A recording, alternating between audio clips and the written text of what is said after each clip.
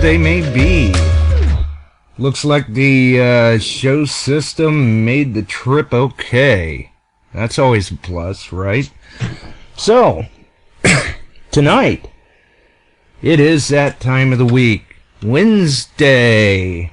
I've been trying to tune up the show system. The mixer got rattled around a little bit, so hopefully the audio is coming through all right. We've been trying to kind of peek and tune it, stuff like that.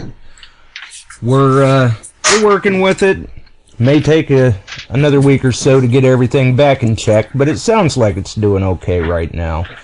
So, here it is. We are back, we are live, and you are listening to Beyond Sight and Sound, metal detecting and treasure hunting radio for you, the always valued and appreciated listener. Long weekend. Let's see who we've got in the chat. Who's rocking in the chat here? We got Ohio Relic Hunter. Suki's in the house. I saw Swans. Let's see here. Utah. Gary Heckman. Past Pursuits, I believe. Bill is in the house. Man, got a lot of people coming through. That's definitely nice to see.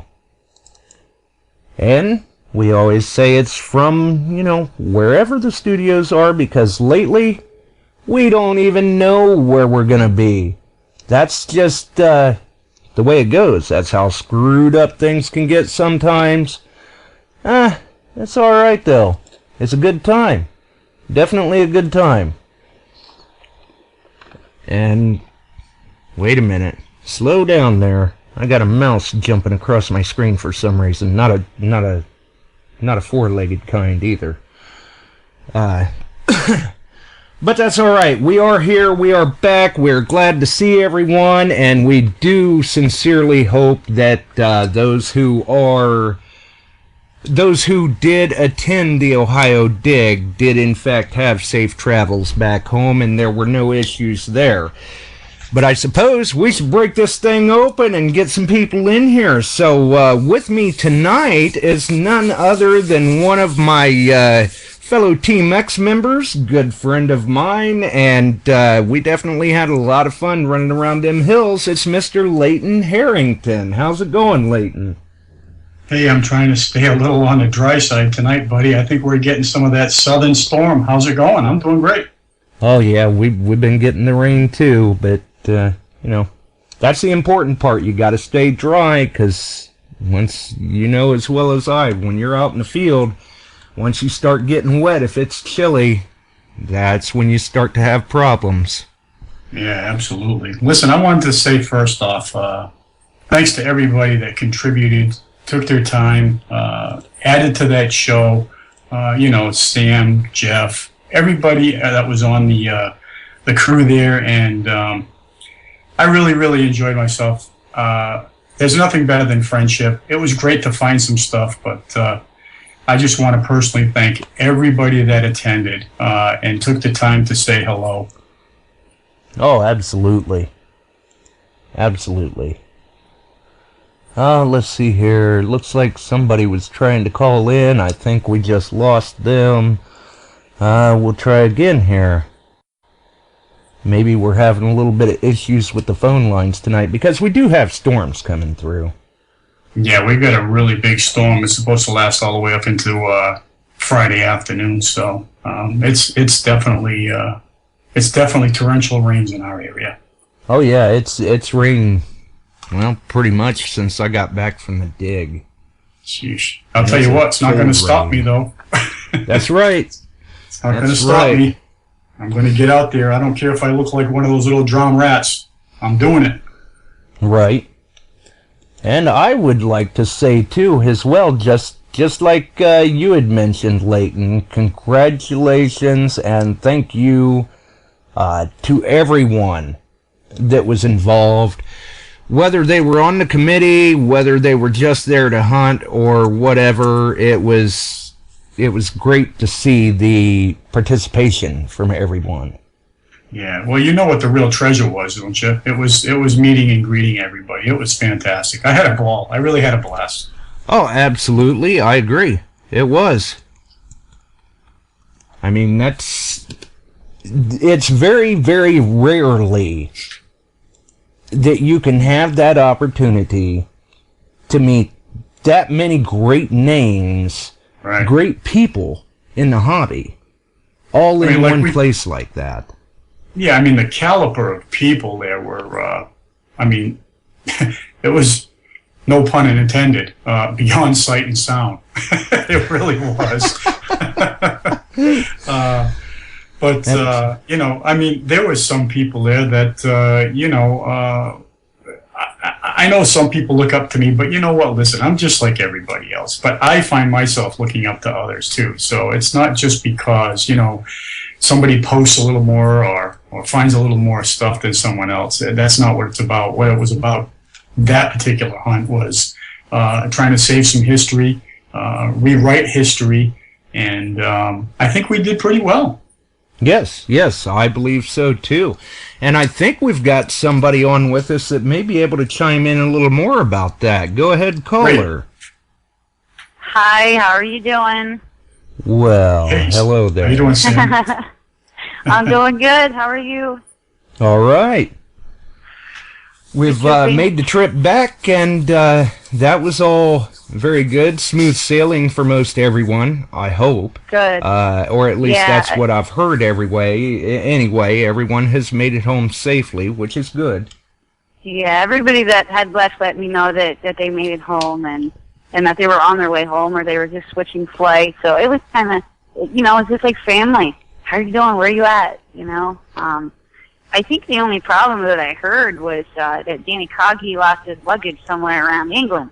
Oh my goodness! I took him a few hours to find it, so he's got it, and he made it back okay. Well, you know what, Sam? I was going to say, you know what, Sam? I think Danny went home with about 5 bags extra. Yeah, he did. I think we all did. I couldn't pack everything in my truck. It was crazy. It was crazy. No, it was great. I wanted to call in, you know, everybody that attended the dig and had some type of help in it or handed it or, you know, sponsorship. Thank you all very much. We have made a dream come true for the Historical Society, for the landowners, and for each one of us. It was so cool to see people not looking at them through a screen. You know, it was there. It was, it was terrible because I couldn't really spend a lot of time with everybody, you know, running around. But, you know, next year with a little bit, you know, more delegation or more other things, we'd have more time to plan. I'm not going to be doing that next year. You can guarantee.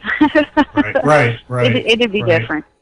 But you know, that kind of project, you don't really know what kind of, you know, little quirks you run into until it happens, you know. But we kept right up on it, and everybody did a really great job. And we had found at least, you know, a third of the relics out there were Civil War. See, now that's what I was going to ask, was what percentage was found as far as being relevant to what we were looking for? Right. It's about a third. Now, we have to meet, Jeff Fisher and I are gonna meet with David McMahon, which most of you guys have met. He was out there. He's the president of the Historical Society of Carroll County, and he was out there on that field carrying a bucket right along with us and giving us information and recording finds. And we get to meet with him and Shirley Anderson, I believe is her last name, from the museum, and present this stuff. And we're going to have Mr. Steve Long, who is a Civil War expert in the area, who attends Civil War roundtables. He's going to come and kind of verify and help identify some of the things we're not quite sure what they are. And that's going to take some time. I've got bags and buckets of all kinds of stuff that we have to go through. You know, it's just being able to put this on a map and see that flow. I mean, even where we were finding relics, you could picture, they went this way, they went up the ridge, they were pinched here. The awesome heel plate that was found up on the ridge by Bill Stitt. It looked like a little pony horseshoe. It turns out that it's from a soldier's boot, so that, you know, proved that the Union actually traveled up around and flanked them that way. And we found the bullets in the hill. I mean, it's just going to be amazing to see this plotted out on a map. You know, that story can help that historical society put another marker in. I mean, we proved that there was a second route and, the second road, and we got it. Right, I was going to say, it sounds like we may have found enough to have a second marker placed. It was verified today. Awesome. Virginia Glenn. And congratulations. It might not. Thank you. It might not be like the larger ones that you kind of see. I'm not quite sure what options they're going to have. But still, it gets its recognition. Yes, where we parked down at the bottom of that road is where it's going to be, and we did it. We're going to take a call here real quick and see who we've got. 662, you're on the air. Yeah, this is Kenny Moore. Oh, it's the Dirt Bandit. Right. Yeah, I've been kind of laid up a little bit, but that trip was worth it. Yeah, I've been a little worried about you there, buddy. I hadn't heard from you and been calling to check and see how you're doing, so it's good to hear your voice.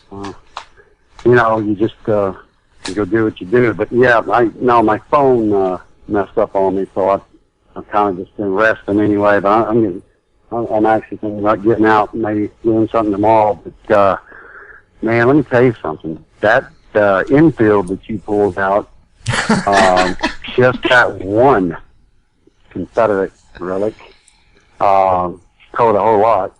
And I got through and looking through Facebook and stuff and looking at some of the other stuff that was found and all the pictures. But what really got me was all the photos of everybody meeting and putting faces to names and all of that.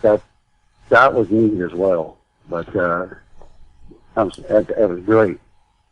Well, and I'll tell you, it really was. And I had hit that infield, and I was being kind of I don't know, I guess modest in a sense or whatever, because some people had asked me if I was having any luck, and I just told them and said, well, I'm finding metal. My detector works.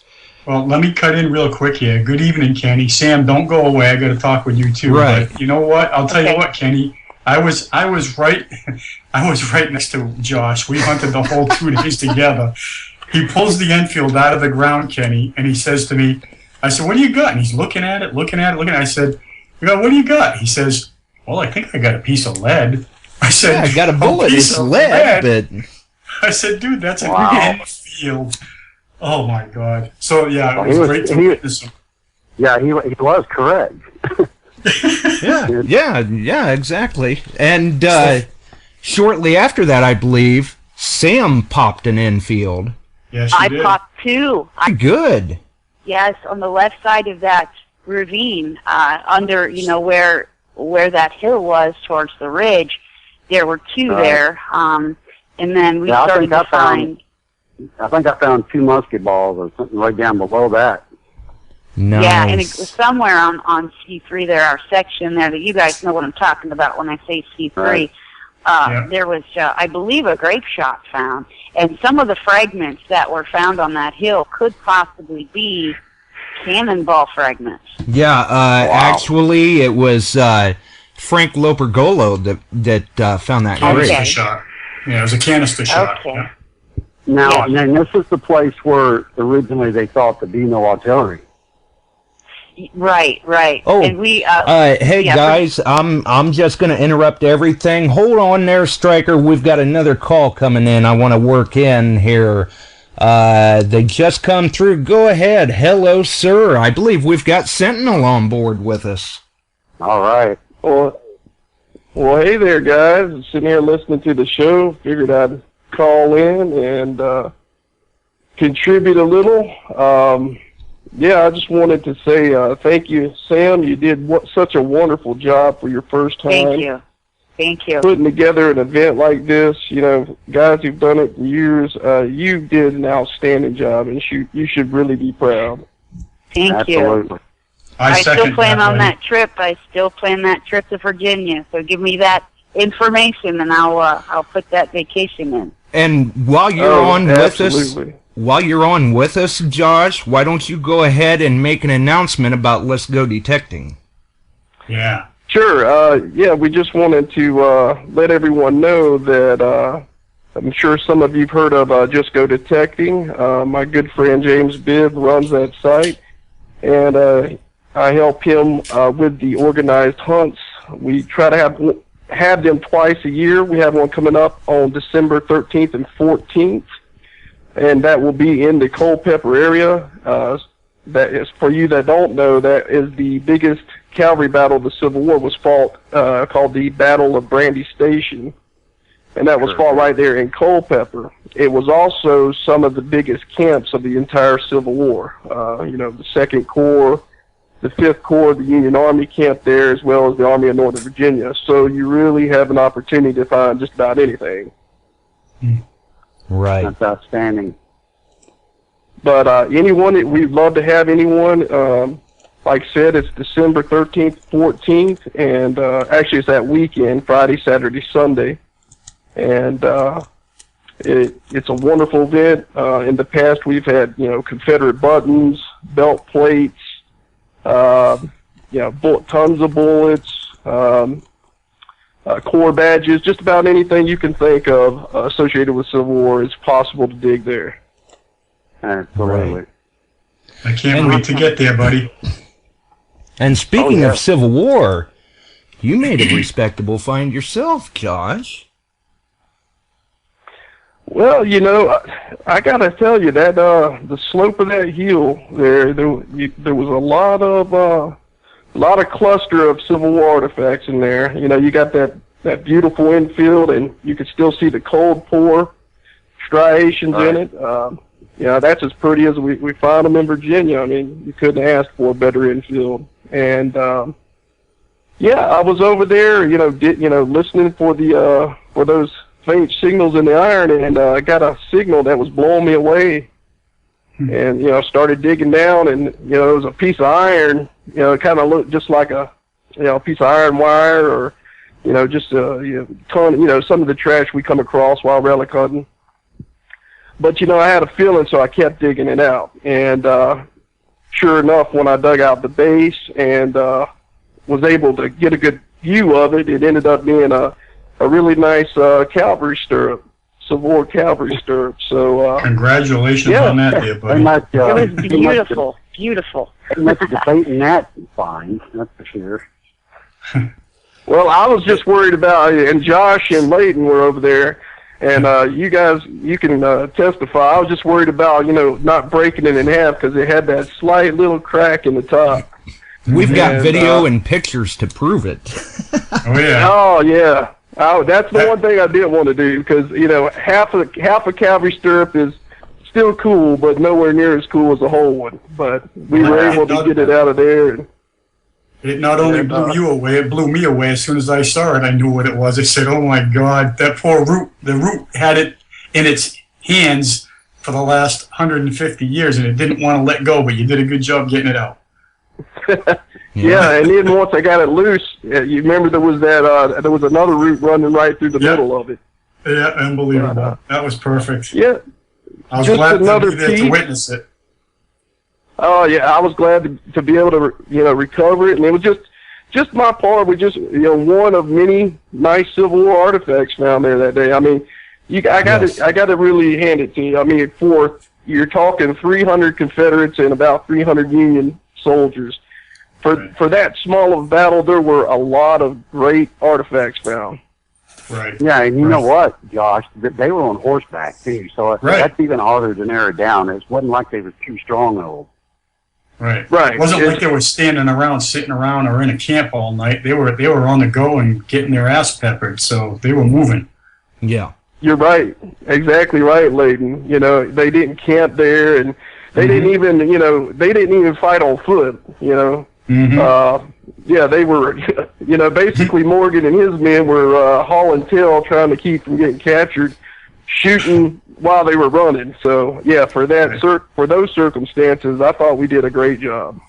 Yeah, absolutely. Well, my hat's off to you, sir. I'll tell you, that was the highlight for me for the trip. Absolutely, it was. That was great to be able to be right there and witness that. Definitely. I think we may have our grape shot calling in here. Let's see here. Go ahead. Is that you, Frank? So, is this Enfield Josh Kellogg I'm speaking with? Hey, guys. Listen, I just wanted to call in real quick and say, Yeah, Sam, what a fantastic job in the short period of time to pull that many quality guys together and organize it. Organize it to have them actually go on a field with a relatively small number of troops on that field and pull stuff out. That was amazing. It was. I said it before the dig. As many of these things that I've been on for colleges, it almost was work compared to this. We had so much fun even before we get up there to dig. What a great job you did, and I'm very proud of yourself. Thank you very much. I mean, we had an all-star crew, and that was the goal, and we came through. We did. Absolutely. I can't wait for the next one. And all the guys in my crew that missed it, they're crying. That hunt was so great, man. You work up to it. It's been going on, and she's been putting it together, and Jeff and everybody, and you watch it develop, and then you see the meetings, and then all of a sudden, all this anticipation's up here, and now we're sitting here and it's already over. I mean, that's just crazy to me. For sure. And if anybody out there who hasn't, let alone be at one of these things, try to organize one. It's all fun and games. It's a good time, and the camaraderie is awesome. But the organization of this thing beforehand is pull your hair out kind of crazy. And absolutely, God bless you. Yeah, we were in chats twice a week actually for I don't know, 8 weeks before that. Yeah. I started out, planning the project a while ago, and as it got bigger, I had to add people on and just created a committee, that other people can kind of be helpful and delegate, some of that stuff. And it took some weight off, but I lost a lot of sleep. I wasn't eating right. But I was taking care of what I needed to take care of, but we pulled it off. We did. Yeah. And I worried a lot, okay, well, how are we going to do this and how are we going to do that? But each one of the crew members know that there was other forces helping out here.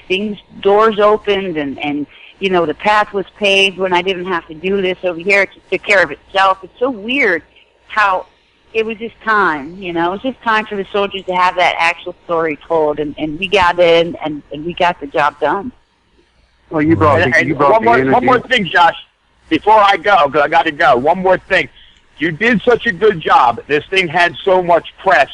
Okay, and be prepared. Those who were involved in this thing, our phone has already started ringing just from being involved with Sam's crew for potential historic digs down the road. So, you know what? Thank you, Sam, and you did an awesome job. I can't say enough about that dig, and I'm looking forward to the next one. I'm going to let you go, guys. I got to get off the phone, but I'll listen to you. All right, we'll see you, Frank. Frank. I know. All right. And speaking of the weekly chats, I see we've got Stryker on here with us. Stryker, you may have to be giving Swansea a call, because I think he's going to start to suffer withdrawal. We're going to have to work him into some weekly calls or something. Yeah, there you go. How you doing, Josh? All right. So, no, I just wanted to, I know you're busy. It's you're going to have a busy show tonight as usual. And, for whatever it's worth, I was upset because I couldn't make it. Yeah. And I just wanted to say, with all the negativity in the beginning that Sam was facing, and she gladly, with a smile, with no animosity, proved everyone wrong. And she went down there and kicked ass with a great crew, accomplished what she wanted to do, with a smile on her face the whole time, from what I understand. And I was proud as hell to be a sponsor of it, along with all the others, and she did one hell of a job. Thank you. Yeah. Thank you. And awesome. That's what I wanted to say. I wasn't going up to say hi to you, Josh. I talk to you all the time. I don't give a shit Right? That's true. And really, it was a great opportunity to meet everyone, and for me, how could I have a bad weekend? I was hunting with two of the best people to meet. Yeah. Well, I'll see you on the next one, but I don't want to take up on the line. I just wanted to say, how proud I am. Been detecting for 28 years, and to be part of something like this, even not, I wasn't full part of it, and what you were there in spirit. What she accomplished with that crew is unbelievable. Exactly. He was there in spirit. So, congratulations again, Sam. Thank you. Thank you. You're very welcome. All right, guys, I'm out of here. Thanks again, Josh, for taking my call. Not a problem. All right, have a great night. All right. Oh. Well, yeah, I mean, Frank hit that that grape shot early the. Oh yeah, that was nice. Yeah, early the great. second morning, I believe it was. Yeah, Yeah. he sent, that was Sunday, he sent that picture to me through message, and I'm like, yes, we found the spot, you know. Just at the same time, we had, I can't even remember who it was, we had found the shot three ringers in that hill right there up on towards the ridge, and then someone, I heard had found an eagle button. I mean, I have to go through and double check what all we have. And we're going to have another Civil War expert from the area locally who, he's been in that type of work for about 30 or 40 years. So he's going to come and help try to identify some of the things and try to get an exact, percentage of what we got that was Civil War. And it was hard, for Josh Silva out there when we're all finding a bunch of stuff, and so it was hard for him to try to dig and try to identify things too. And yeah, when he found that Confederate stirrup, it was just wow. It's almost like the story was created in your mind. You could see it. I could see it anyway. A picture of how it got there. I could too. Every little piece of the puzzle. Yeah, it's amazing. Yeah, every piece adds up to the larger picture. Listen, And, man, I'm gonna have to bolt off of here. I hate to do that, but I just don't really have a choice. So, Sam, thanks for that hunt. That is crazy. The word hunt is not even justifiable. I would probably call it the medicinal dig, because it was therapeutic as much as figuring out what happened. Just well done, and I was glad to be able to get up there. I didn't even know I was going to go. I wanted to, but I knew I probably shouldn't. But at the last minute, it just happened, and I left, and it was a great decision I made. I got to meet a lot of great people, and I hope to do this again. So with that, thanks for that opportunity, and Josh, I will see you next week, buddy. Right.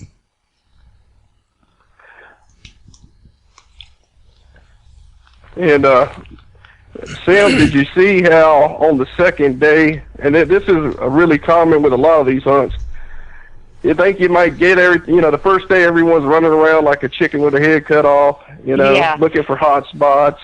But did you notice how that second and even at the very end of the last day, how all the finds just kept popping up all the way to the very end? I think we found just as much the second day as the first day, if not more. I agree in that one section. What's nice is that the landowner has welcomed us back at any time. So, within the next few weeks, we have some local Ohio detectors that are going to come out and sit with the landowners and talk to them and just have a good time meeting with them and hit some areas that we weren't able to hit on. There was a story in several books where we had a line of Union and a line of Confederate shooting at each other, and with us not really knowing exactly where, I discussed it with the author, David Mallory, and he believes it was on the Burson farm, which that's actually on our search area, but way in the back of a section where it was on the opposite side of the road to C3. So when we go back out there, we're going to go back out there, and any artifacts we find, we're going to record them just like we did these and have those included as well. So we have that opportunity to go back out there yet this year. Right. I mean, Wonderful. even if there were small spots where there wasn't anything found, we still found out something about the site. We knew that that wasn't where we were looking. We needed to change direction. Yeah, and that's what all it was. We were, it was trial and error. We knew it had happened in the area. Our job was to find out where. So we had some sections where nothing was coming up. And people were getting frustrated. Well, this was supposed to be part of it, and it was part of the area. We just had to narrow it, and we found it.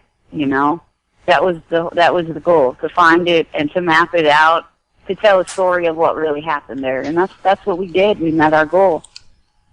And the Historical Society seems pleased with the results? Yeah, and I'll tell you what happened. As we were leaving the Mechanicstown Fire Department, where we were, the president of the Historical Society gave me 2 thumbs up with a big grin. That to me was awesome. And he had already lined up more areas from that county to the Ohio River. So it's just a matter of deciding where we want to place people next year. I haven't decided yet. There's still a lot to do to close up this hunt, and then we'll have a year to organize it a little better and come up with better ideas. And I want feedback, from all the crew. A lot of behind-the-scenes work. Yes. What happened? What concerned you, or how would you like to see things, or constructive criticism to where we can do a better job. The CWPPO can do a better job to help accommodate. And I haven't heard any complaints, so we're trial really and error. Trial and error, live and learn. Absolutely. It was and great. With that, we're able to streamline a little more. Which another thing, man, Facebook has blown up with photos and videos. It's great. Unfortunately, I had a camera go down on me during the hunt, so I will not be able to retrieve that footage. I had a great clip of the surprise that we had planned for Howard with Josh coming out, but that was on the camera that went down. I have so there were photos that I lost. With everybody uploading photos, though, any of them that they've got, let's all try to tag each other in them, or if they see me in a photo, tag me so that way I've got the photo, or tag Sam, whoever is in those respective photos and stuff. Now, we do have Chris Clune, who's at Wits End Softball plus Ohio Dirt Fishing. He actually created a page for the crew to be able to just post all the pictures so that they're all localized, and so that anybody can go in and use them how they would like to for stories or newspapers or whatever they want to do with them, save them for their own private use.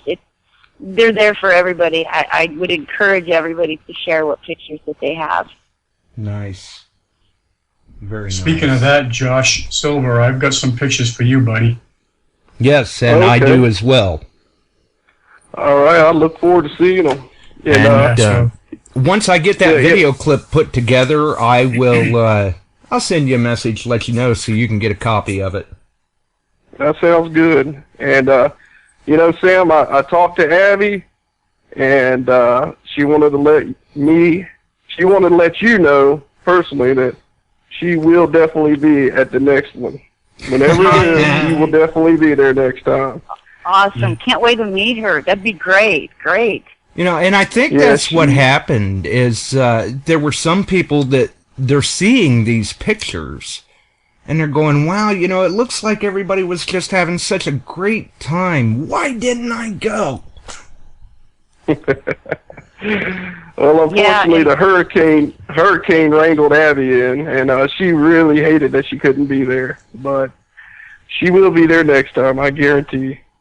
Great, I'm looking forward to that. And depending on what kind of size we have, like this size of the property, yes, it was 500 acres, but we had landowners who were concerned about too many people, so we had to turn people down at the end, and a lot of people were upset because they couldn't come. And it wasn't that we chose people or we were picky.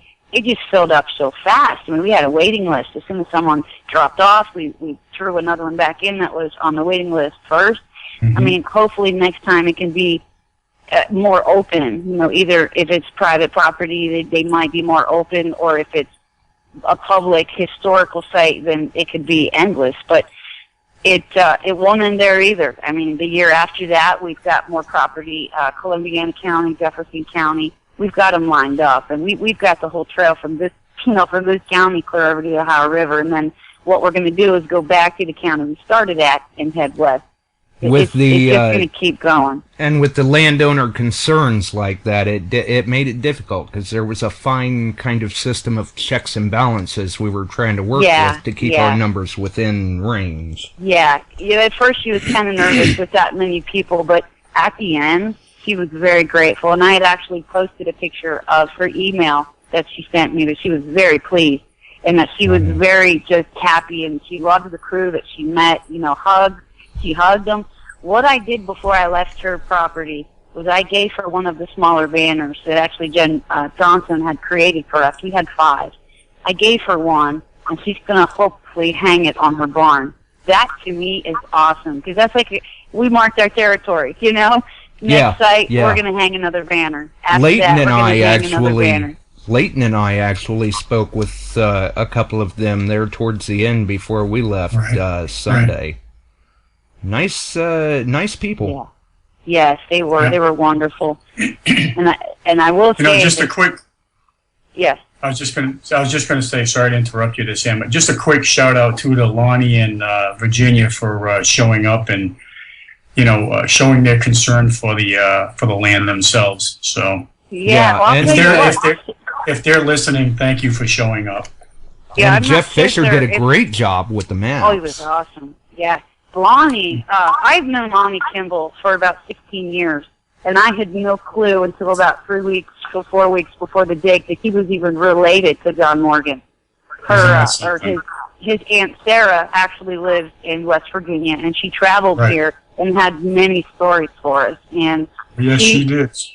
She told me that I gave her life by doing this. You know, she has been waiting years to know what happened there, and it meant a lot to her, as well as Lonnie. And that felt good to me. That's all the behind the scenes that you just can't share with people enough, you know? I would like to point out, too, we've got a few new names in the chat. We've got Diggin' Freedom, we've got Vic Tucker, and what's this? We've got Abby Silva. Hello, Abby. Abby's there.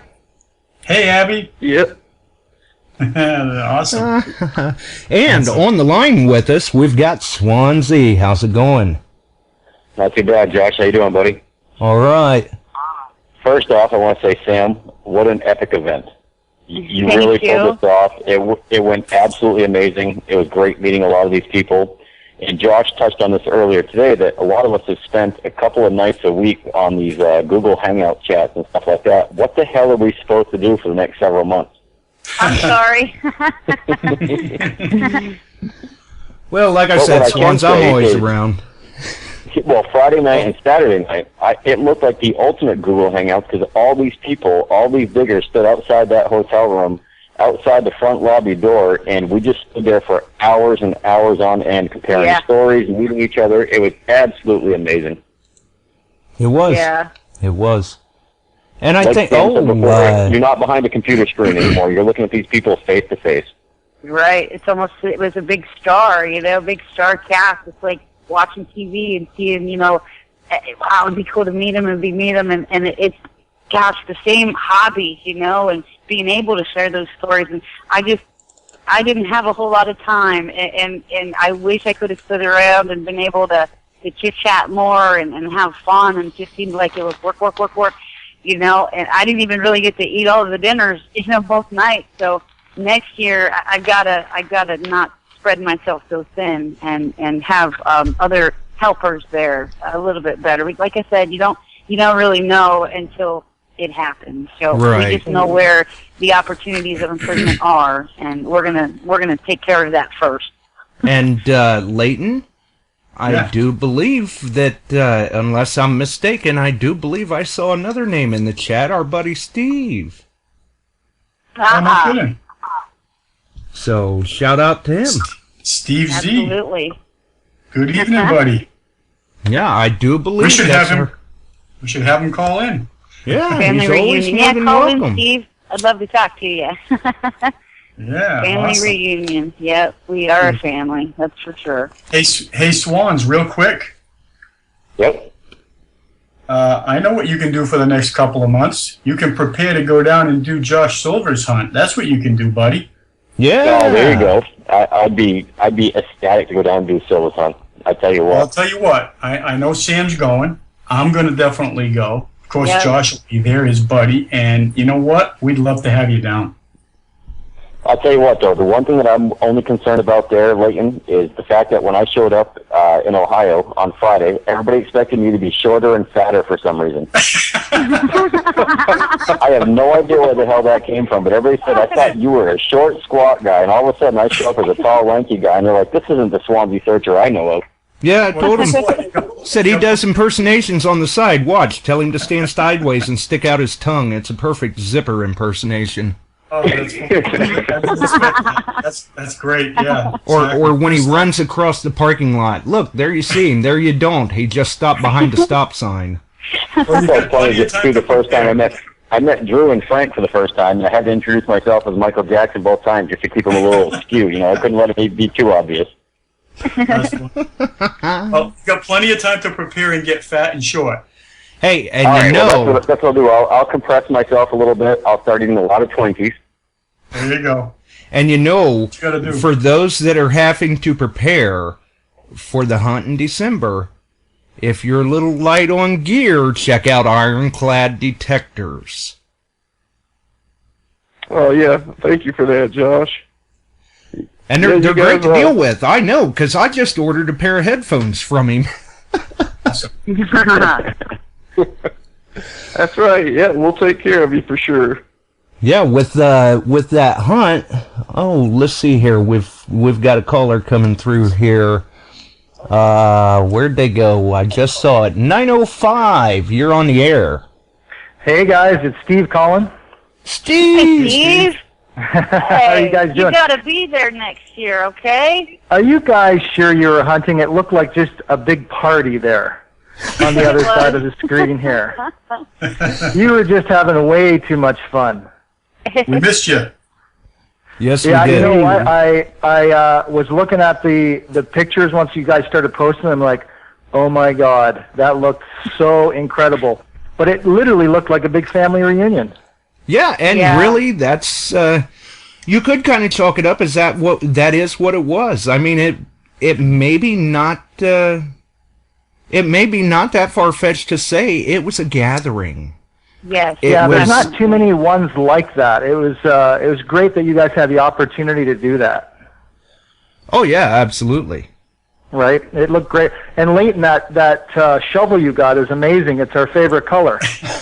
Yes, I know it's our favorite color. I knew you were going to say something about that. Like, and it even am I correct? Did it actually say Witta on it? Yes, it did. It does. How in the world did you get that? Well, my buddy Josh Kimmel got that for me, buddy. This thing is, I was really jealous about that, I got to tell you. Hey, listen, I'll let you use it. How's that? Well, listen, I know you guys have a lot of callers tonight, but I just wanted to congratulate all of you. Obviously, you did a great job. And the sense of community that you guys have raised along with this was excellent. It looked really good. I've been watching everything on Facebook, and obviously you did a great job, and I would love to come next time if you have it.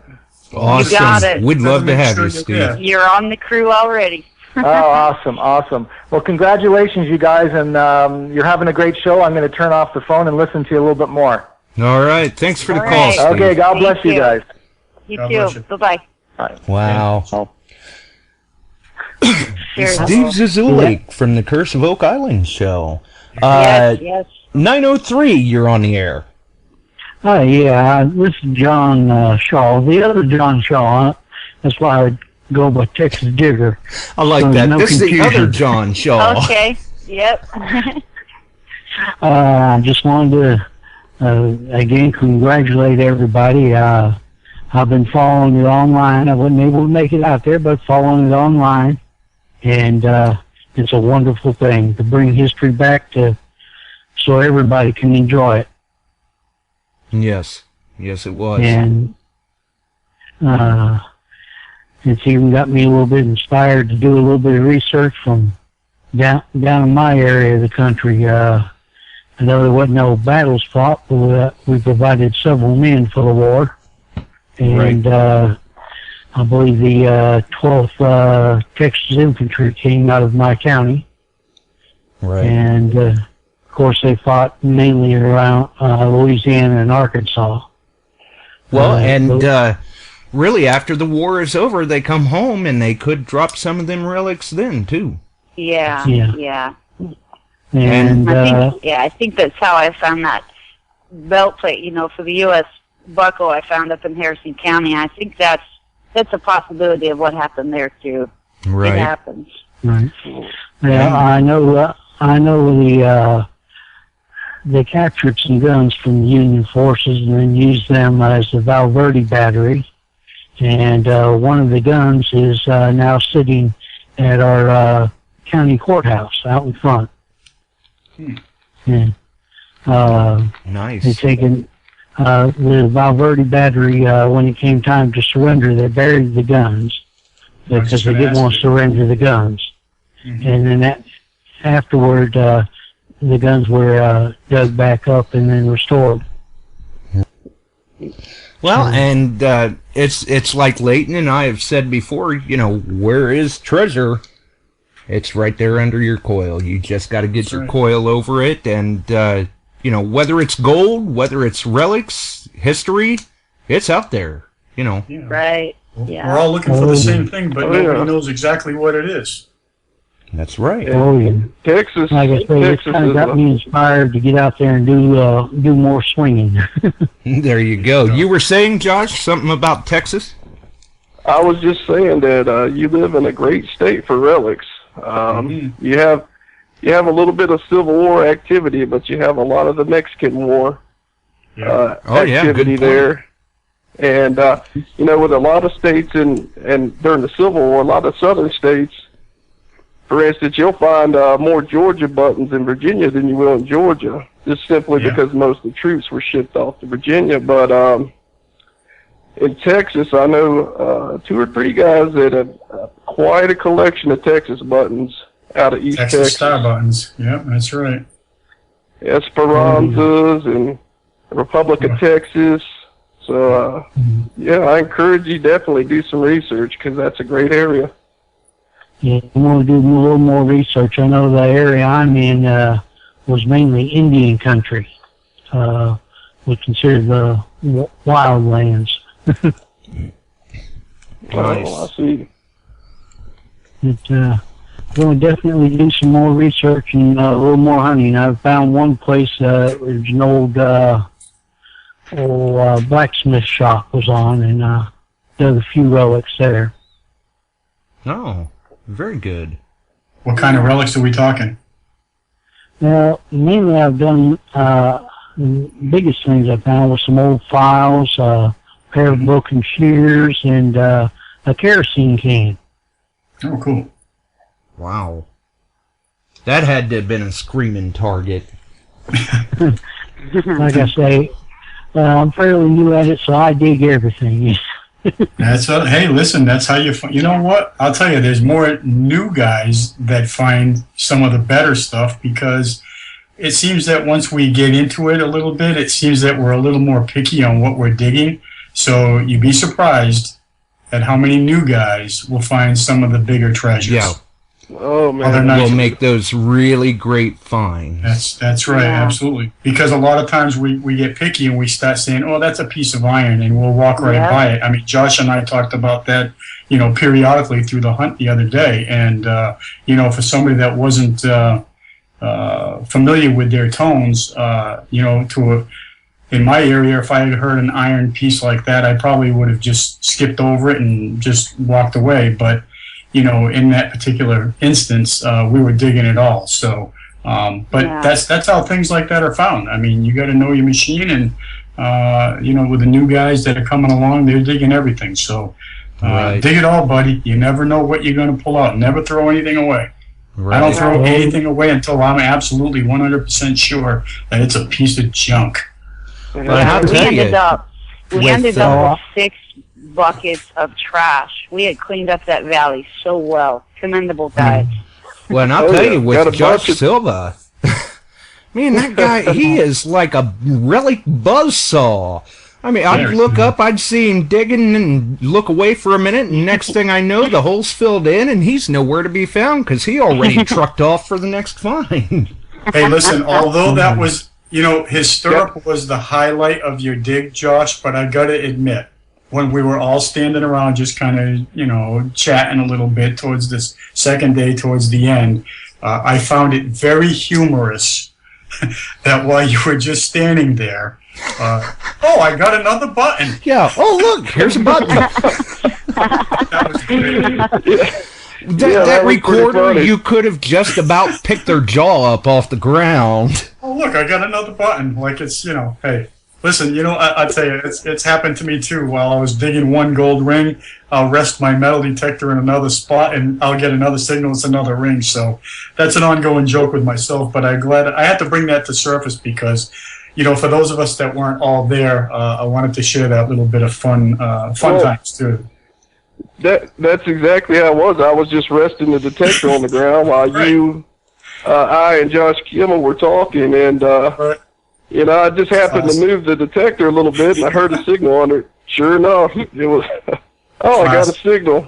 But, that was funny. That was too funny. Yeah, hold that thought while I dig this 200-year-old relic up for everybody. Yeah, exactly. Hold on a minute. I got another one jumping up here in front of me. 757, you're on the air. Who do we have? Hello, honey darling, and the rest of the audience. This is Abby. Oh! Hi, Abby. Oh. Calling in. Great. Yeah, you can't mistake that voice at all. I couldn't keep up. Everybody types way faster than me on the chat. I'm getting dizzy following this stuff. Oh my gosh, I'm going, what are they talking about? But okay, I'll just call. You were talking about Josh. I had to take the earphone out so I could hear you guys, but you were talking about Josh just standing there having a chat, and then suddenly there he goes, oh, okay, I'm going to go over here and dig this. Oh, great. Yeah, it happens regularly to me, too. Nice. Yeah, we're just there together. I didn't actually get to see him personally dig up that stirrup, but I seen pictures of that in the ground, and I wish I could have been there to witness that personally. That was a great find. Oh, great find. As soon as he started to uncover it, he hollered for Leighton and I, and we got over there right away to get some in-situ pics, and then Leighton was taking still photos, so we had it covered pretty good. He sent me pictures, I know. Oh, yeah. I'm really sorry I couldn't be with you guys. I can't wait. I mean, we're going to go again, and everything is going to be wonderful. I'm excited. Yeah. And it'll we be great. really did miss not having you there, Abby, but we know you were there in spirit. Oh, definitely. Yeah. And I'll just have to tell my job or something that my leg is falling off or something horrible. And I'll just go. Yeah, your leg's falling off, but yet you're relic hunting? Right, exactly. You can do it one-legged. Yeah. It was therapy. I did it one arm before, but yeah, you were definitely missed, Dad. There was a lot of people that were asking where you were, so. I know. I'm glad you guys had such a great camaraderie that you sent and pictures, and I'm just really proud that you guys were able to recover so much, and there's only so much the archaeological people can do, and manpower is what it really takes, and we were manpower. Yeah, absolutely. The Historical Society is happy for sure, I guarantee you.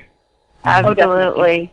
Yeah. Well, this kind of, and you know what, Sam, too, this definitely, it's not a final chapter by any means. We still got so much more to do there for you guys. But I'll tell you what, I'm sure, I just wanted to ask you real quickly, what's it mean to you personally? Because I know that you set out on this endeavor to try to rewrite history, and you know what? You did it.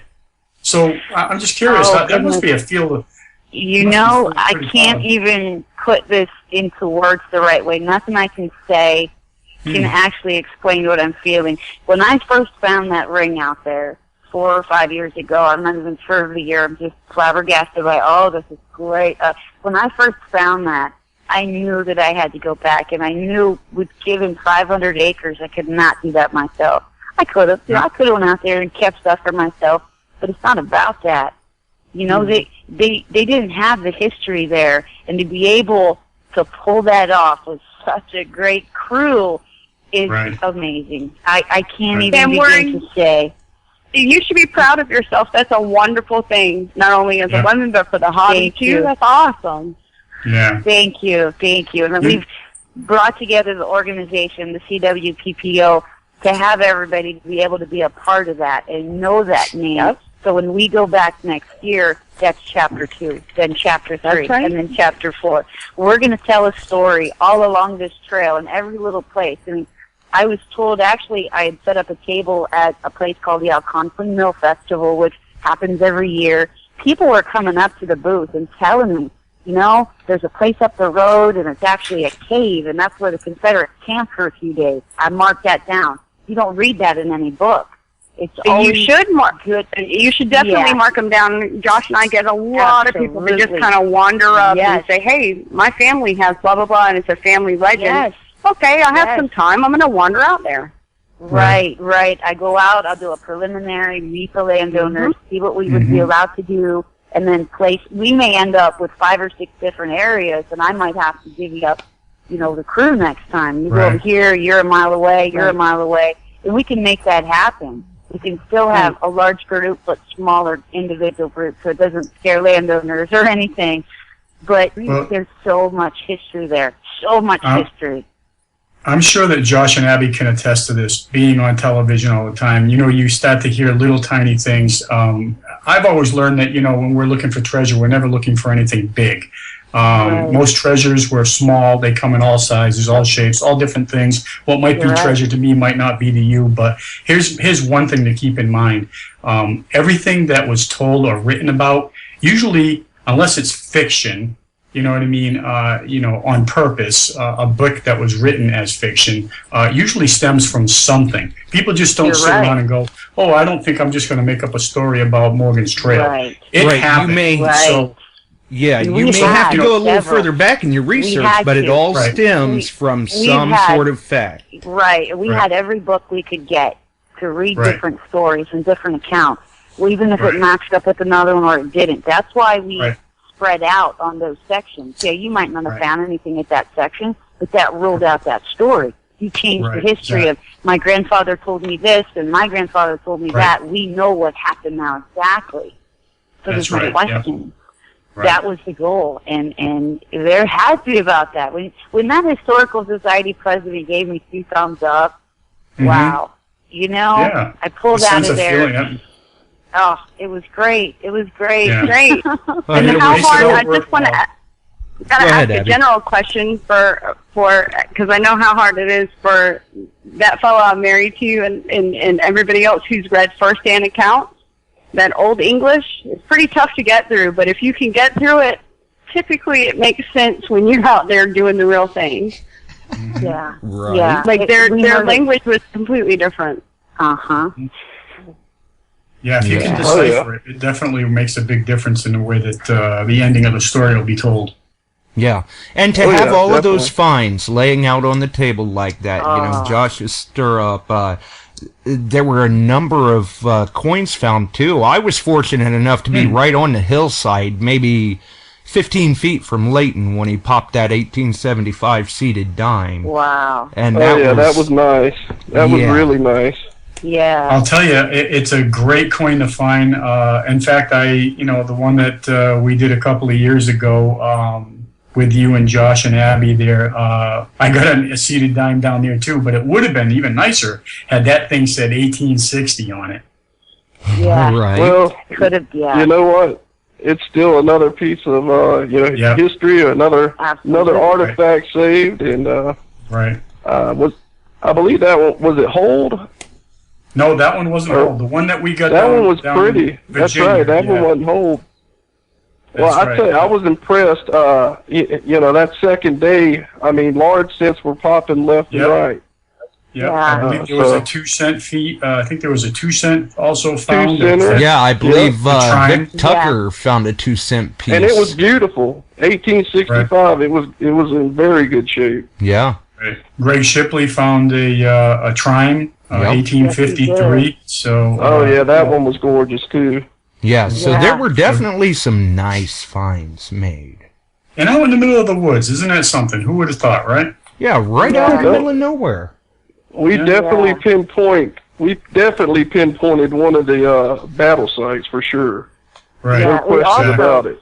There were 3 tent stakes. I mean, they were railroad ties, but there were 3 tent stakes in the line found up on C3. That should somebody camped there, and the story could have went where the Union had stayed after, or they didn't have time for the Confederates to camp there, so they had to stay after. That's where their campsite was.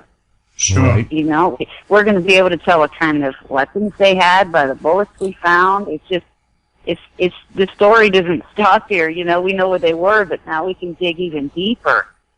You know, it's amazing. To me, what was wonderful about it is, you know, this was a cavalry fight between Morgan and Union cavalry. And the number of artifacts you found, so many of them were directly linked to the cavalry or to the Confederates. You know, the infields, there was some Spencers dug. Spencers was heavily used by the cavalry. And, of course, the stirrup. And so, I mean, it definitely, it was proof positive, corroborating evidence. And I thought it was great. I was really, for like I said before, for 300 guys on both sides, 300 Confederates, 300 Union, that was a really hefty amount of artifacts found for that little number of men that were riding on horseback through the woods. And we also found 2 scabbard tips, if my understanding is correctly, which was a real significant thing, you know? Right, that makes a lot of sense. With the cavalry officers, that makes sense. Right. Absolutely. Now, I heard about those. I never got a chance to see them, but I did hear. Okay. Now, I dug a bunch of 12th Georges, too. I'm sure. I think everybody dug. We got quite a bit of the old Confederate 12th Georges, you know. Abby knows what I'm talking about. And most relic hunters out there listening. We could probably make a coffee table, a deck, and house the top of our roof with 12 Georges. And I guarantee everyone listening could too. That's right. I think I must have had 30 or 40 of those things myself. And obviously it's going to take a few weeks at the earliest, if not a few months, before these are all finally set into their final display. But then hopefully we'll have some video and photos of that display too. Yeah, we're going to work with Jeff Fisher quite closely, actually soon. We were actually going to go and show them these relics tomorrow, but things didn't work out that way for Jeff Fisher, and that was fine. So next week we're going to try to set up the time and go through all of these. It's going to take us a few hours or more, and then once that's done, what's that? I was going to say it may take a little longer than a few hours, and actually, while I'm thinking of it, Sam, I believe what I found was also I didn't see it displayed because it was kind of large. It might be in one of your trash buckets, so keep an eye out for it. Josh and I and the other Josh looked at it, and we all kind of came to the same conclusion. It looks like the centerpiece to an old wagon wheel. Right, to an old wagon wheel. So take a look at that. We actually showed that to the landowners, and there was an Amish couple there who definitely verified we had some wagon parts or some kind of wheels. We showed them what we had in the trash bucket too, and those are all here. And we only call it trash because it just looks like irons. We just separated it all. And when we have the Civil War expert from town here show up there, he's going to help us distinguish, time from non-time. Sift back through that stuff because it never hurts to double check. And I was wanting to stay there and help you separate some of that, and it got so late I had to end up leaving. But that's okay. If he's got if he's got a little experience on his belt, he'll be able to separate it just fine. I'm sure. What he won't say is that if you have a what if, just go on and call the phone. Because he can probably identify it. The gentleman coming in, his name is Steve Long, and he's been in this, he's been doing this for 30 to 40 years. He leads the Civil War Roundtable here, and I've done presentations for him, and he's looking forward to be able to actually see these things. We've kept things sealed, nothing deteriorates or starts to rot or decay. We wanted to keep it safe, and once we get it there, we'll be able to, figure out. We have people that can help preserve them so they can be displayed, and then the mapping will be worked on by Jeff Fisher, and I can't wait to see how this flow went. I mean, just seeing that on that map, it's almost like another reality. Those will all be posted. That'll be the final part of our chapter. And then we can send these stories out, to all of the magazines, for local media, over to Germany and Italy. I mean, we reached, European. I mean, this story went so big before we even had those relics, Right. A lot of people were watching. A lot of people were hoping we did well. And Also, Josh, is there a website where people can sign up for the December dig? We've had some people asking in the chat. Sure. You just want to go to justgodetecting.com, and you will see the Relic Rescue. You'll see once you sign on to that forum, it's a sister forum owned by my really good friend James Bidd, and when you sign on there, you will see a heading for Relic Rescue Hunt. You want to click that, and you can sign up there. And this is a paid hunt. I believe it's not going to cost you an arm and a leg. It is a paid hunt, but we guarantee that you're going to find some great stuff. People always come out of there with, like I said, belt buckles, Confederate buttons, just like I said earlier, anything you can really associate with the Civil War, it's possible to find in this area. Wait, when is it? I'm sorry. Times. It's called... When is it? It is on December, if I'm not wrong, the weekend of December 12th, 13th, and 14th. Okay. And usually we have it a little earlier than that, but we had some issues with the farmer, and so anyway, it's going to be, and again, this is in Virginia, so it should be still. Hopefully we won't get any snow. There's many years where we don't. I think it'll be fine. Culpeper, Central Virginia. Yeah, the ground doesn't freeze in Virginia like it does like up north. Up north, I mean, it right. freezes, but you can. It's not like on the show when we were in Antietam and having to break through an ice layer. It's not quite Right. like that. Yeah, and That's it's still right. early in the winter, too. Usually up here it doesn't Right. freeze until late January, early February. January. So, yeah, That's right. I'm all for that. Yep. But, I've been hunting that area, and I'm sure a lot of people listening to the show have gone to DIVs or hunted the area. Oh, sure. Well, I've been hunting the area for, probably 15 years or more, and I can't tell you some of the just jaw-dropping artifacts that just come out of that 20 or 30 square mile area. And that's an amazing. I mean, even if you bring your friends or spouse or whatever, Appalachia's a cool place. Nice. Yeah, Right. and it's Yeah. at the foothills of the mountains, but it's not so far west, like I said, that you're going to have to worry about freezing or anything like that. But it's going to be a wonderful hunt, and we want everybody who wants to come out and dig Civil War relics to come on over and sign up. Sure. Yeah, absolutely. Definitely. And I'm I'll sure be that there. you've got all the details on the forum, too. That's right. Yeah, you just sign up on there, and you can actually, put your name down on the list, and you will get information on how to pay. And it's pretty much that easy. Last year, we had Mississippi buttons found. We had some Providence artillery button that was found, some belt plates. And the year before that, we had a hunt where several belt plates come off. So, you really, ID tags, there's a lot of Civil War ID tags in that region. So really, something like that.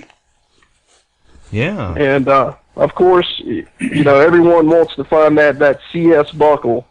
And this is about one of the best places in the United States to find a CS tongue or CS tongue and wreath buckle. Well, there you go. And the way it sounds, Vic Tucker is certainly interested in attending. Awesome. Well, good, Vic. We'd love to have you. Josh, are you also reading the commentary? He's very excited. No, I'm not. I got busy and then I got distracted and started reading. Vic is very excited. Yes. Good. He should be. It's going to be a great event. Just go to Texas Sunday. Relic Roundup. You might as well go on and get you a new machine from Ironclad Detectors and be done with the whole thing. Yeah. That's right. Thank you for that plug, honey. That's right. But, like I said, if you're light on gear, check out Ironclad. He'll hook you up. And of course, we have raffles, much like we had this past weekend. Sunday we usually do a barbecue lunch, personally catered. We have some guys that make homemade barbecue, and it's wonderful. So you get to see What good kind of barbecue, Virginia. baby? I don't mean to interrupt you. What kind of barbecue? Virginia? Well, barbecue? it's Virginia barbecue, Okay, and thank you. we usually have the Carolina style barbecue sauce, but it is Virginia barbecue, and the Carolina style sauce is the vinegar base. So I'm sure, I don't know if you guys have been down that way, but it's good, really good, and yeah, it's a great event. So we look forward to having as many people as you can sign up. It's going to be a big area and lots of relics. So nice. Well, I'm sure you'll see Vic there, Josh and Abby, because if I'm not mistaken, I think he's from Virginia. So he'll be. I'm sure he's all excited. Oh yeah, he is, and he will have a great time, I'm sure. All right. Well, and you know, I think one of the big parts too is the finds aside. The finds were great. Don't get me wrong, but the memories that everyone took away from this, just being able to meet everybody and socialize. You know, like Steve was saying, are you sure you guys were hunting? It looks like everybody had a big party. Yeah, exactly. A lot of times when you go to group hunts, yes, you're excited about the finds, but these are people that, for the most part, you may call them on the phone, but you mostly meet them via the internet these days. And just to put a face to a name and know who they are, it really does kind of feel like a party. And you're just, it's awesome. And Sam, I can't wait to meet you. I mean, it's amazing. Thank you. That's an honor. I can't wait to meet you either. I mean, I know that a year sounds like it's far away, but it's going to creep up fast, especially for me, because I have a lot of planning to do. Oh, it does. It creeps up right fast. It does. Yes, it does. That is true. That is definitely true. Any kind of organized hunt, whether it doesn't really matter. Organized hunts creep up quickly. Yeah, right. And there are many vacations. You never think you're going to get. Yeah, you never think you're going to get everything done. No, you never do that way. But the great thing, but the funny thing about our hobby is most people are really laid back. So they are. Okay, I don't have all 10 ducks. I have 9 ducks. Do you want these 9? Yeah. Yep, I'm going to take those. The crew that came would have been happy with 5. They were so exactly. grateful to be there and have fun and hang out with other diggers and be able to dig right alongside of them was just it's just a dream. It was you never really think that can happen. That's right. Well, if that fellow who's on the phone with me right now called me and said, I'm having a great time, I wish you were here, I know it was a good time. Well, it's like I was saying, it's a chance. It is a reunion. It's a mini vacation, and a lot of us guys that are friends, like me and Leighton have been friends for many years. Leighton lives in New England. I live down south. So we look forward to seeing all of our friends, Right. on Yeah, it was an Facebook opportunity or on the to see forums. each other again. That's right. So, yeah, I mean, we go, half of it is going to find relics. The other half is, seeing all your buddies. So, that's exactly right. It is like a party, a reunion. That is half the fun of doing these things. Well, yes. I have to interrupt you here, though, Josh. I'll tell you, I've got two visits under my belt. It's time that you and Abby come up this way, buddy. Okay, you got it. I'm going to go up there and do some of that old fluke fishing. Well, I'm hoping to make it up his way too sometime here in the near future, and I'll be looking for some beach fishing. Now, Leighton, down here. Go ahead. I was just going to say, I got room, so anytime you want to stay, all I need is one night's notice, and that place is ready for you to lay your head. That's great. I always joke around. Down south we call them flounder, and up in New England they call them fluke. That's right, fluke. Fluke. Or excuse me, flounder. There's no R. Flounder. That's right. I always enjoy going up there. It's a great time, and people that know me know I love fishing just like I do relic hunting, and I can't wait to get out on fanatic and that's right. Drop some lines in the water. No, come on, Josh. You tell me. The streets up here are like chutes and ladders. I don't understand. Yeah, that was in Connecticut. Right. Oh. Yeah, hey, Leighton. Abby, I think someone's... That's okay. I was just going to say... No, Abby, Leighton was trying to ask you something, Abby. Oh, I'm sorry, Leighton. Go ahead. That's okay. I was just going to say, now Josh told me his birthday's at the end of June. I told him the first 2 weeks of June are the best for fishing, so there's no excuse. That's his birthday present. Bring him on up. Yeah, there you go. You're going to try to pull him away from the Gulf? You're going to try to pull him away from the Gulf of Mexico? Yes, in South Florida and all that for his birthday? Yes, I am. That's what I told him. I said, okay, June 30th. Good luck with that, Leighton. Hey, I'm looking forward to going up there. The fishing up there, those fluke are amazing. Those doormats. Well, and, okay, at least it'll be the warm. striper. Yeah, but I mean, June is a long month. I can always go to the Gulf, at the end of the month, and we can go up there the middle of the month. So we're definitely going to do it. I'm looking forward to it. Okay. Leighton, when does it get hot up there? You know what? Right it doesn't ever really get hot. September. No, it gets hot. No, it gets hot. August it's really hot, but June is warm. Oh. Also, I did get a video clip too. I would like to mention, very, very, very well done, Josh. Your words and speech before we stepped onto the field to get a look at the property Friday evening. I didn't get to hear. I mean, I was there for it, but I didn't get to see that video. I had seen a picture. But I would love to have that posted onto my page, my Backyard Diggers page. I do have the video of it. I just haven't gotten it off my phone yet. Oh, okay. Thankfully, I've got that on the camera that did not go down. Oh, good. Yeah, I was so glad that you did that for us. I mean, that was the right thing to do. Yes. Well, we were on hallowed ground, and, I'm one of the people that, I love digging the history, but I really love the history also. It almost makes the hair stand up on the back of your neck sometimes when you know that you're in a spot like that. So, right. Yeah. And it deserves to be respected. Absolutely. Yeah. Absolutely. Amen. Definitely. Amen. Good job. Definitely. I commend you on that speech. It was awesome. It did, and honestly, it did make my hair on my neck stand up. What little hair I got.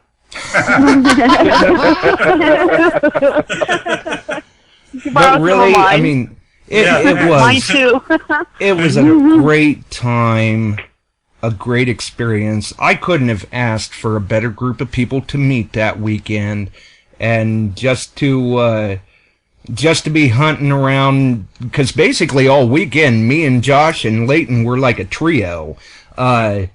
And it was great. I couldn't have asked for two better people to hunt along with. They were all great people there. Don't get me wrong, but man, the experience of the company is a lifetime memory. Right. Thank you. Oh, we had a good time for It means sure. a lot. My goodness. Babe, what did you do to them? He represented. That's amazing. That's a great compliment. He won't tell about, he and me and Leighton tripping over roots and tree limbs, and it was definitely a bonding experience, and Good. It was a good time for sure, no doubt about it.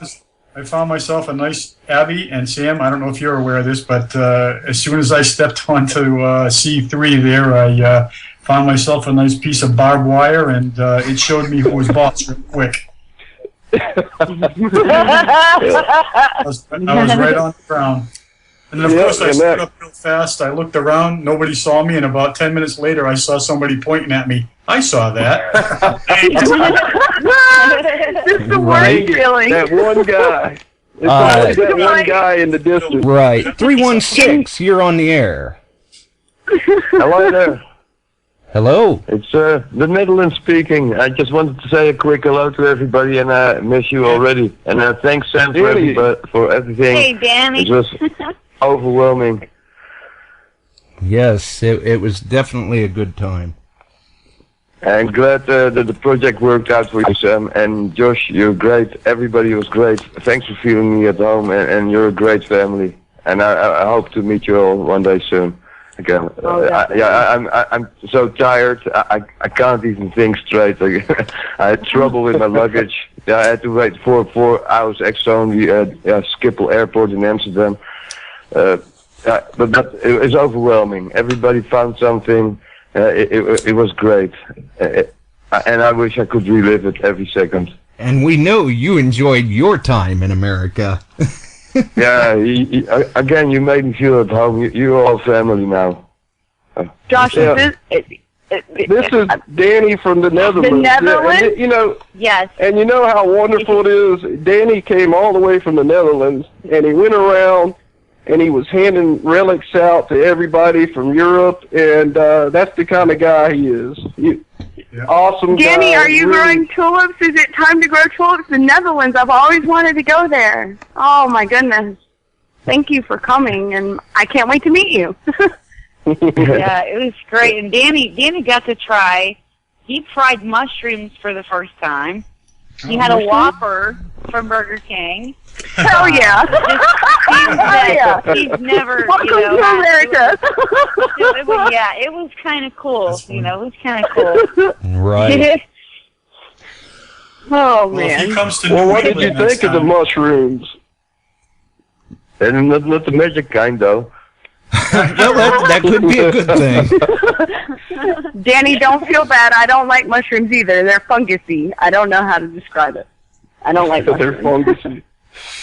I don't like mushrooms, though. But again, yeah, I'm so tired. My mind is playing tricks with me. And I just want to say I love you all, guys. And the same for you, Danny. You were definitely an asset on the team and a real pleasure to meet. I'm blame it on my machine. It made me dig the holes. Danny's like a gazelle, by the way, on the side of those mountains. I never seen anybody sprint up those things like he did. Yep. Just poof, he's gone. Yeah. He was digging and swinging. Man.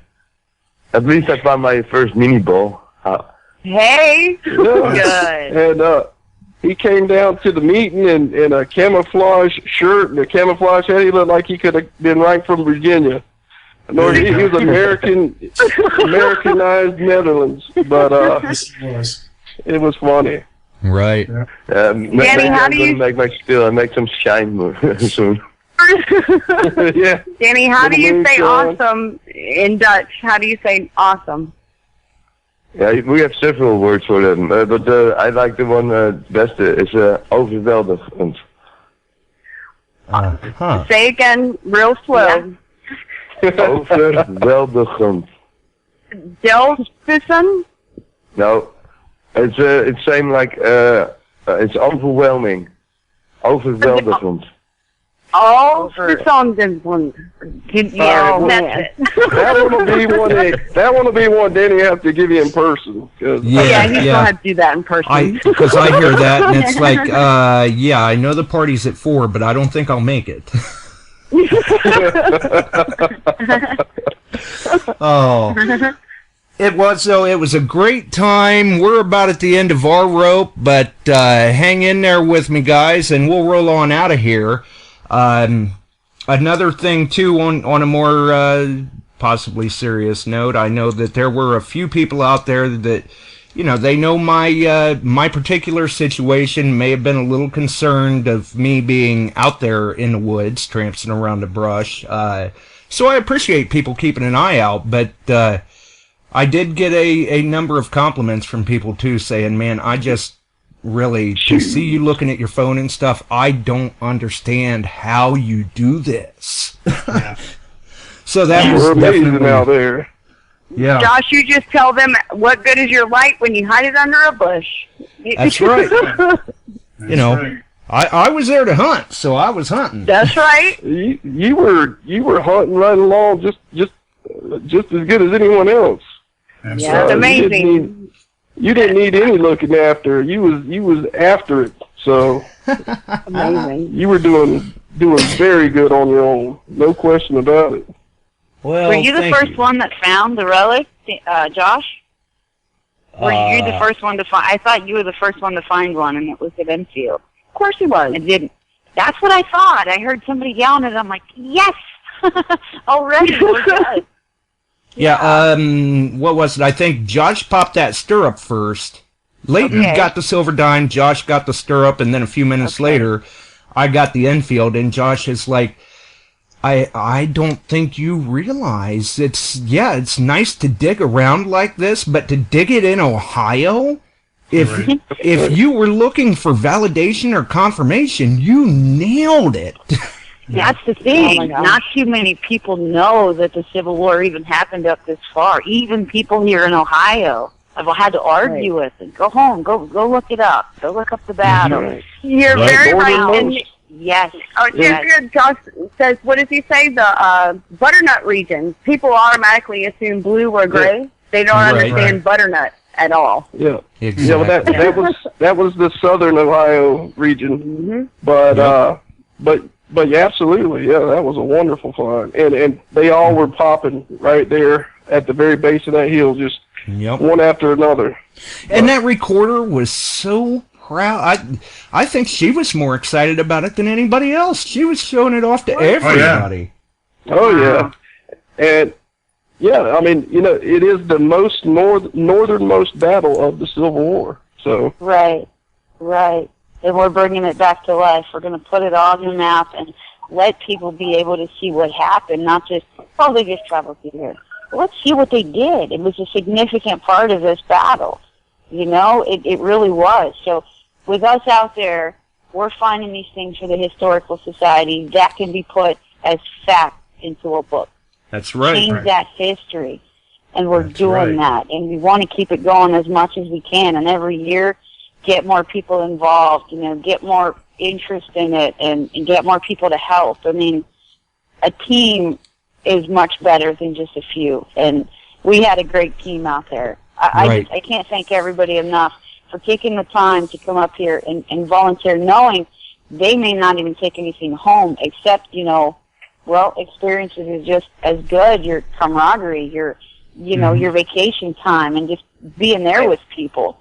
Right. And they had it in their heart before they came, and that's what mattered. Not only were we a team, we were a group, we bonded together, and we pulled it off. Yeah, we did. Flying stars. It was amazing. I would just add that, we had a lot of wonderful diggers there, and had it not been for so many diggers, they may not have found anything in those other grids, but they helped as a whole. They helped us eliminate those spots. Right. You had great, you had other great diggers in the hobby. Dave Wise, you had Todd, DJ Yosh. You had a lot of great diggers there. They all helped come together, and we were able to narrow down the hot spots. Yeah. That's right. Yep. Right. That's right. Utah. Their participation. Looks like you're our last caller, Utah.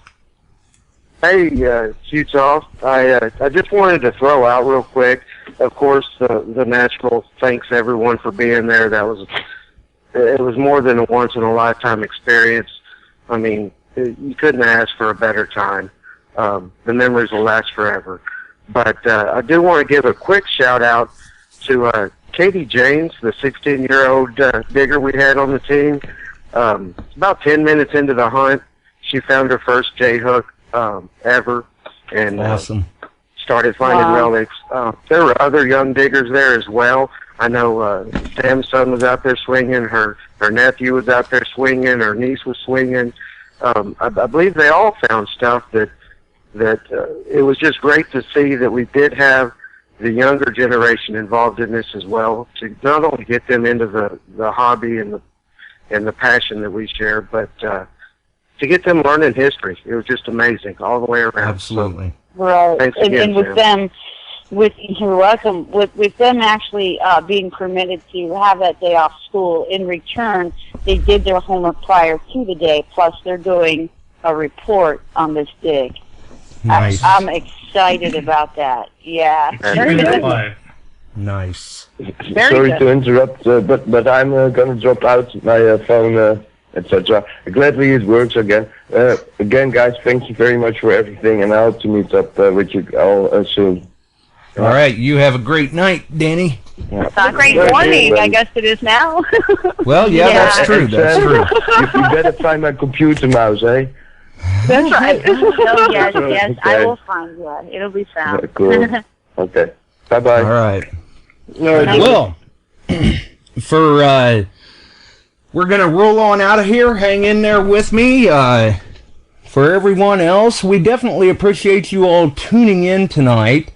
For more stories about the grand event here that we've had in Ohio, Family Campfire with Utah tomorrow night on YouTube. I'm sure Detect America will be covering it Friday, and there may even be some videos next week on Detect America's TNL.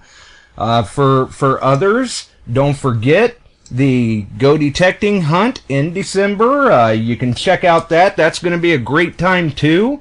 And like I said, for anybody who's light on gear, check out Ironclad Detectors. I'm sure they'll take very, very good care of you. And it's been a great time. It really has. Throw the stars, click the hands. You know how it goes, folks. Other than that, hey, I'm pretty sure we'll see everybody next week. But it's time for us to roll. So everyone, you definitely have a wonderful evening. It's time to roll out.